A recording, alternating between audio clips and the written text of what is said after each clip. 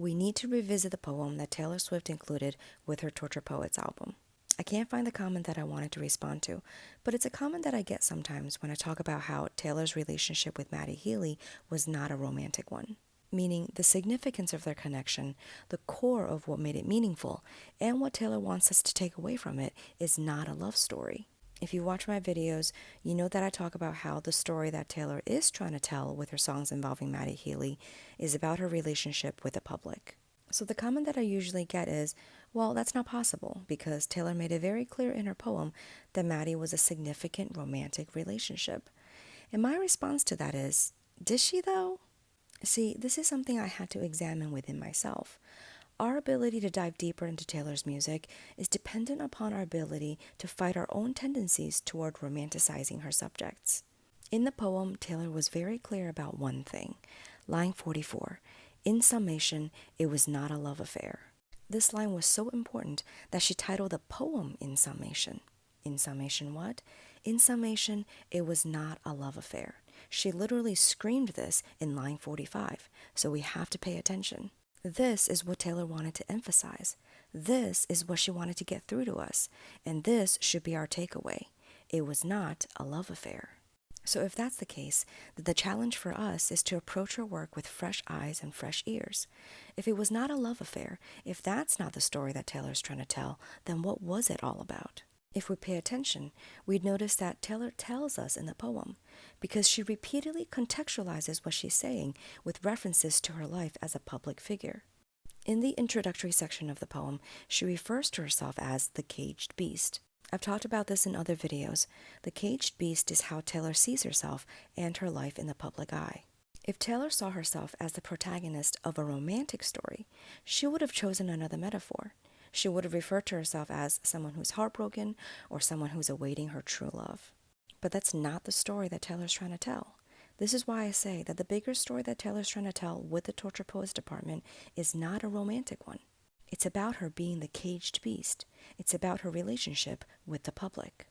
So if it was not a love affair, then when Taylor says he told me he could be brand new, it had nothing to do with Matty being brand new in the sense of a romantic partner. I believe he was brand new in the sense that he was willing to face the pressures of being publicly linked to Taylor again. Because remember, when Matty and Taylor were first linked together 10 years ago, he had said that they were not dating at all, that she's an amazing person all around, and that they simply shared a flirtation, and that's it. But the public and the media were insistent on there being something more. He was asked about it in every interview. And that's when he began expressing his exasperation with the fact that a guy can't associate himself with Taylor without being seen as Taylor Swift's boyfriend. At the time, Matty was portrayed as insulting Taylor with his comments. But if you look at those conversations in their full context, Matty wasn't really talking about Taylor. He was expressing his distaste for the culture of fame and celebrity. Since that time, and especially in recent years, we can see in Matty's work that he's fascinated by the culture of media and entertainment.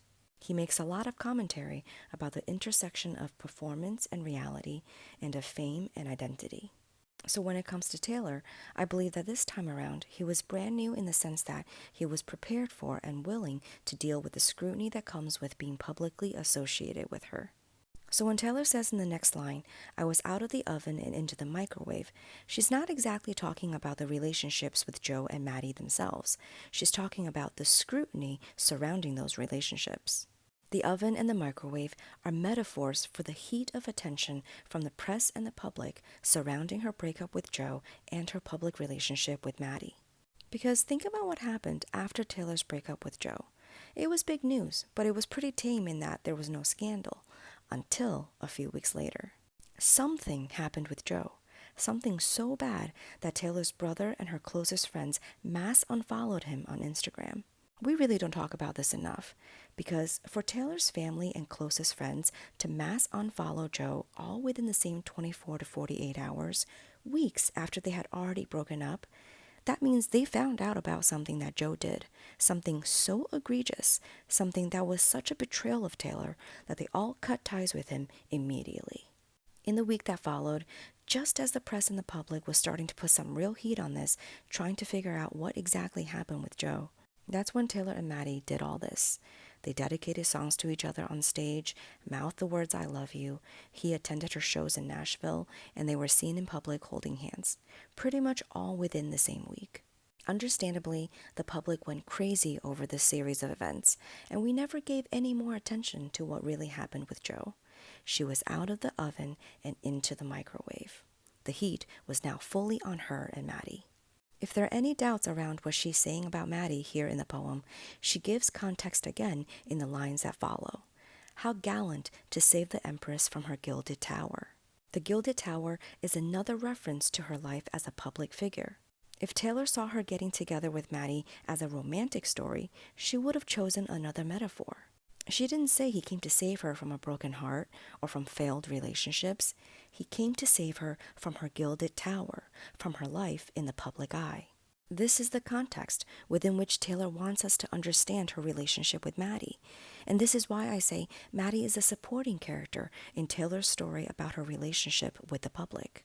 In the comment that I wanted to respond to, the person mentioned the line, "My muses acquired like bruises," saying that it's clearly pointing to Matty having been a significant relationship that hurt Taylor.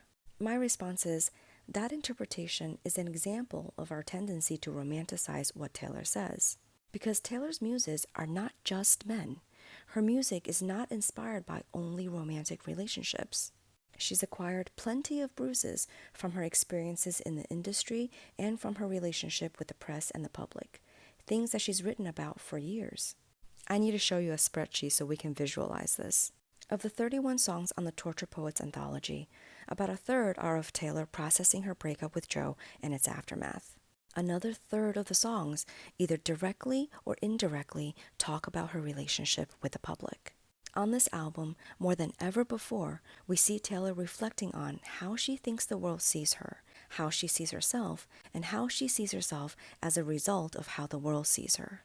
Like I said at the beginning of this video, our ability to dive deeper into Taylor's music is dependent upon our ability to fight our own tendencies toward romanticizing her subjects, and our openness for seeing the nuance in her storytelling.